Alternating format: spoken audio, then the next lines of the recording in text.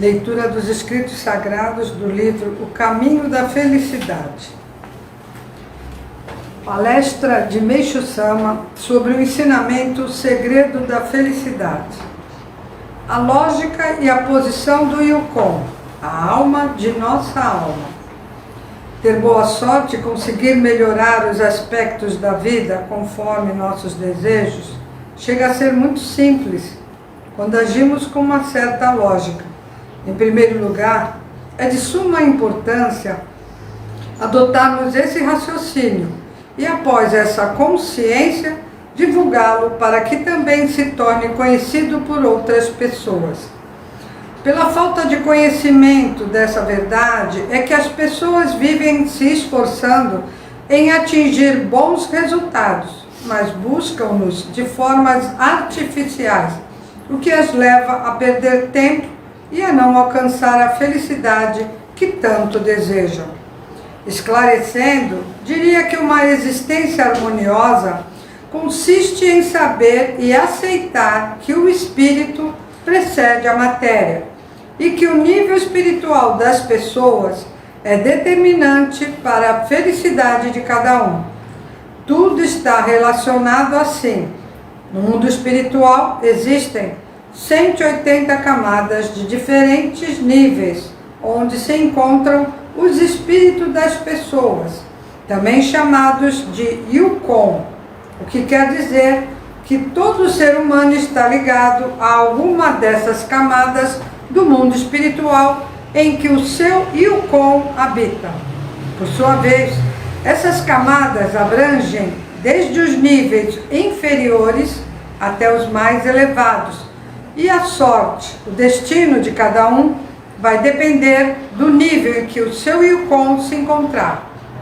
Se estiver em uma camada inferior, só ocorrerão fatos desagradáveis. Porém, conforme o Yukon for atingindo níveis imediatamente superiores, pouco a pouco, mas automaticamente começarão também a diminuir as situações de infelicidade, como resultado de se ter atingido um patamar mais positivo. Portanto, buscando-se conquistar espiritualmente um lugar cada vez melhor, com certeza também haverá mudanças para daí então alcançar-se um destino mais feliz.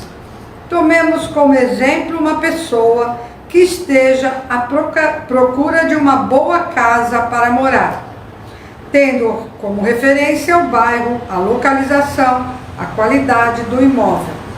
Mas caso seu Yukon habite camadas inferiores do mundo espiritual, onde não há moradias confortáveis, não haverá chances de essa pessoa encontrar tal imóvel aqui no mundo material.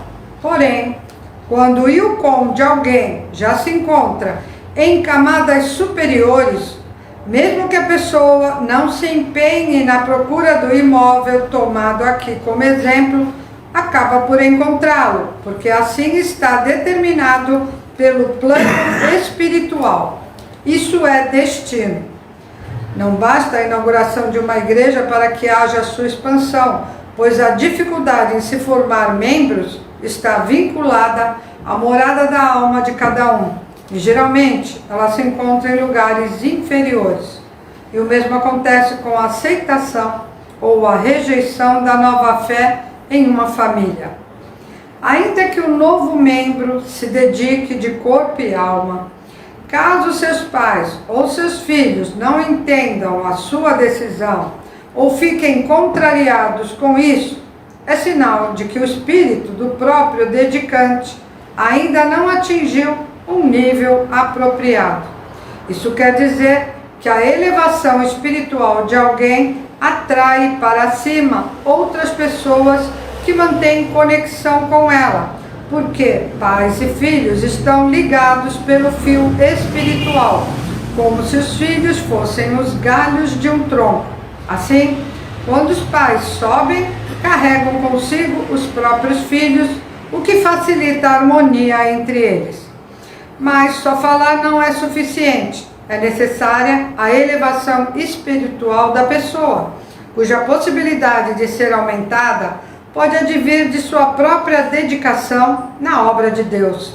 Por meio dessa prática, suas nuvens espirituais diminuirão, seu espírito se tornará mais leve, o que facilitará a sua subida, que inclusive também será acompanhada por aqueles com os quais tem afinidade. Mais uma vez verificamos que tudo depende de nós mesmos, pois desgraças e sofrimentos só surgem quando o espírito carrega o peso de muitas máculas. Quando uma pessoa ingressa na fé, o seu Yukon se eleva automaticamente e começa a irradiar mais luz. Mas caso haja impurezas no corpo físico, este deverá ser purificado para acompanhar a evolução da própria alma. A ação purificadora do ser que adquire fé é diferente da de outros que não tiveram essa experiência, e tal diferença precisa ser conhecida. Para quem não é membro, ela ocorre naturalmente, limpando e preservando a saúde do corpo através do sofrimento, para que a pessoa possa viver e desempenhar suas funções. Mas quem passa por isso e não reconhece no sofrer uma ação purificadora, tenta fugir dela. Ora, toma remédios para acabar com a doença e, em consequência, acaba criando outras. Ora, pratica atos violentos, como roubos e agressões, que geram males tanto para quem os praticou, quanto para terceiros. Dessa forma, um sofrimento gera outro, fazendo com que o Yukon caia para níveis ainda mais inferiores, o que resulta num beco sem saída. Quando alguém chega a esse ponto, nada dá certo e muitos infortúnios ocorrem. Esse é um aspecto da horizontalidade, ao qual não me detive neste ensinamento, e no momento também não vou me deter a outros referentes à verticalidade. No entanto, ainda quero acrescentar que mesmo que alguém use a inteligência com malícia na elaboração de atos negativos, jamais obterá bons resultados.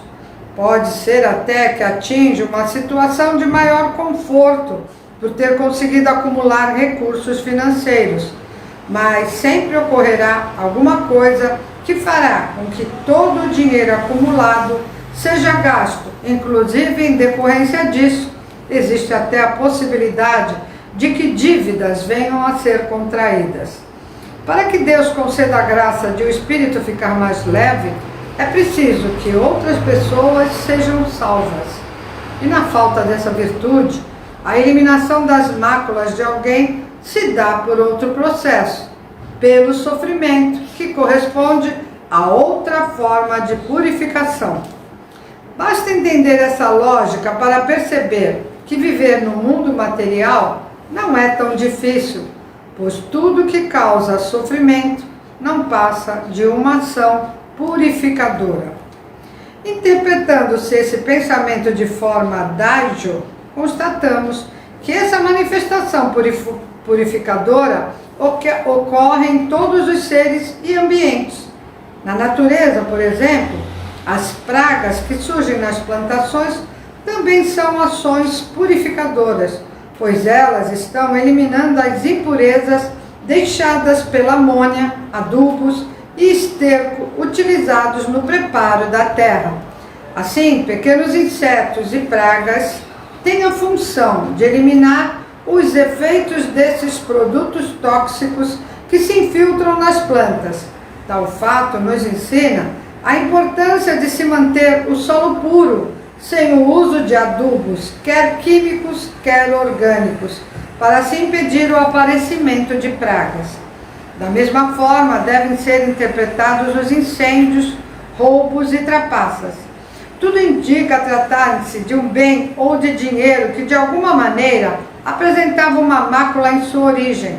A pessoa não deveria possuí-lo e, por isso, lhe foi tirado. Deus criou esse mundo assim. Toda a impureza tem de ser eliminada. A lei da purificação é viva e, para entendê-la, é necessário que seja interpretada no sentido dágio, pois a nossa visão de mundo é muito limitada. Mas dá-se o contrário na prática do ascetismo, na qual o jejum, o isolamento e o desconforto são os causadores do sofrimento, que por sua vez é decorrente da busca por uma purificação consciente. Nesses casos, trata-se de uma ação purificadora ativa. Essa lógica jamais chegou a ser esclarecida pelas religiões, pois sempre pregaram de maneira simplista que o sofrimento era a decorrência do pecado. No entanto, por meio de testemunhos recebidos, pude constatar que o entendimento sobre o pecado ainda não é claro, mesmo entre os membros, pois ainda aparecem questões como: eu purifico há tanto tempo e ainda tenho que purificar? É óbvio que há máculas que a própria pessoa pressente, mas há outras que ela nem sequer imagina que tenha. Motivos como os acima expostos fazem com que eu volte a um assunto que até agora não ficou bem entendido, o da relação entre impurezas e felicidade, ou infelicidade do homem. As maiores impurezas são causadas pelo uso de remédios, mas na prática desse ato, o homem não pensa estar fazendo mal a si mesmo. Pelo contrário, usa remédios para a recuperação de sua saúde, para voltar à prática de suas atividades cotidianas.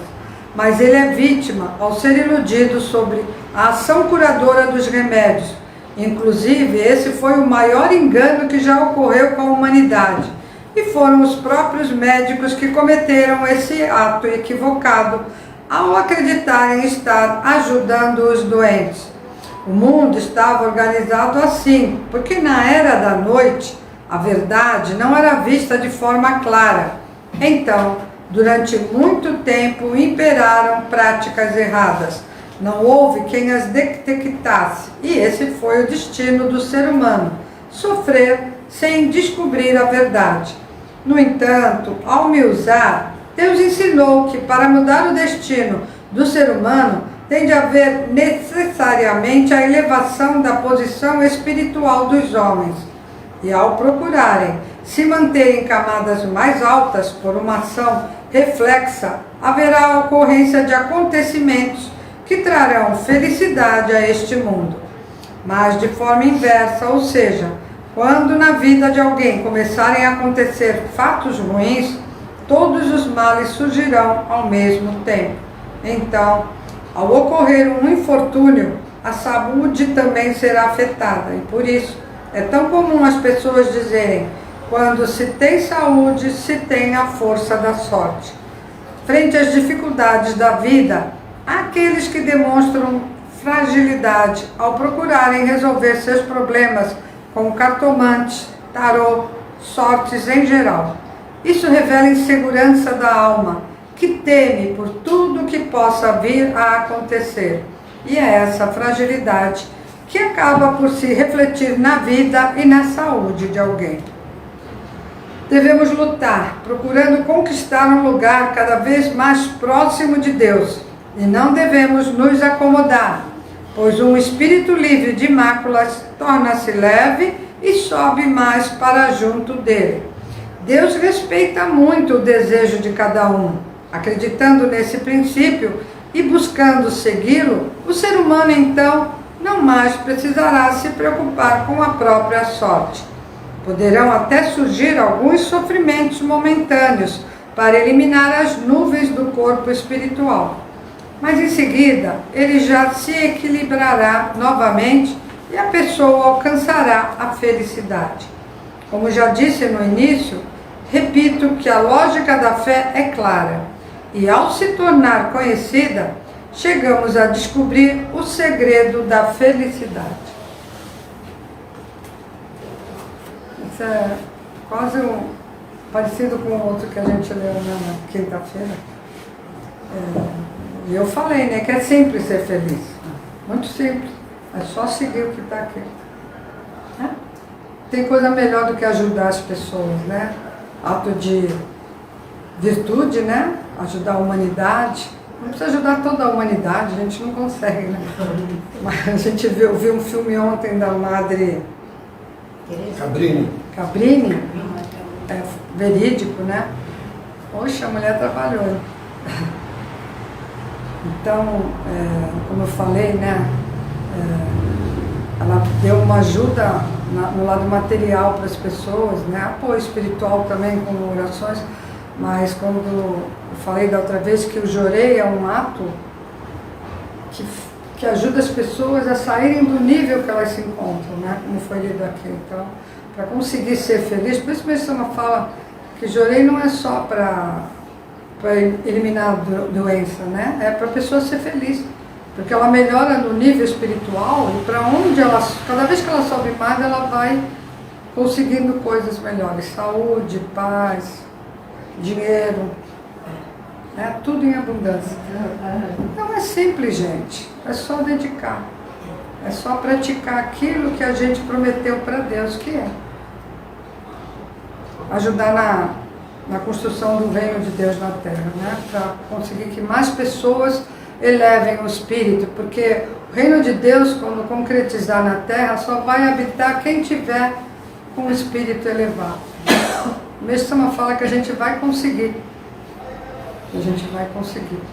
Ele diz que não é muito demorado, mas precisa começar, né? Ficar sentado e falando, vou esperar meu espírito subir, não vai.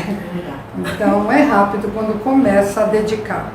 E é claro, no sentido, nunca fazendo as coisas esperando algo em troca.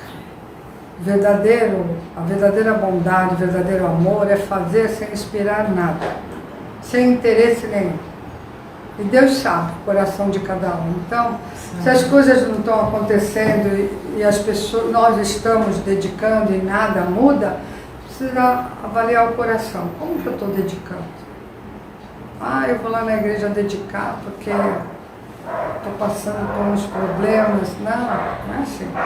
Eu vou lá na igreja dedicar para ajudar as pessoas. Não é por nós. Porque para ser feliz, primeiro preciso fazer feliz o semelhante, assim que nós estamos falando. E cada pessoa que você ajuda a ser feliz, mais feliz você é. Essa é a matemática de Deus. Esquece da gente e foca no outro. Esquece dos filhos da gente e foca no filho dos outros. Esquece o marido da gente e foca no marido dos outros. Não é? E assim é que, não, focar para ajudar, gente. Para